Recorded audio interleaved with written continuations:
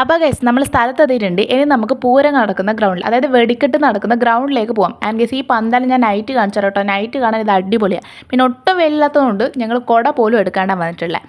അങ്ങനെ ഞങ്ങൾ ഫസ്റ്റ് നടക്കുന്ന ഗ്രൗണ്ടിലെത്തി. ഞങ്ങൾ സെക്കൻഡ് അടുപ്പിച്ച് നിന്നുകൊണ്ട് ഞങ്ങൾ വേഗം പോയി വെടിക്കെട്ട് നടക്കുന്ന ഫ്രണ്ട് തന്നെ, അതായത് ആ വരമ്പ് കെട്ടിയെടുക്കാൻ തന്നെ സ്ഥലം പിടിച്ച് അതും അടുത്തുനിന്ന് കണ്ടു. അങ്ങനെ അതെല്ലാം കഴിഞ്ഞ് ഞങ്ങൾ വെള്ളവും മോരക്കാട് അമ്മാര് ചൂടാണ്. അത് കഴിഞ്ഞ് ഇത് മൂന്നാമത്തെ വെടിക്കെട്ട് നടക്കുന്ന സ്ഥലത്തേക്ക്, അത് കുറച്ച് അപ്പുറമാണ് കേട്ടോ. ഇതിൽ ഞങ്ങൾക്ക് വഴി പോലും അറിയില്ല എന്നുള്ള വലിയ സത്യം. പിന്നെ ആൾക്കാർ പോകുന്ന വഴിയെ ഞങ്ങളും അങ്ങ് പോയി സ്ഥലം കണ്ടുപിടിച്ചു.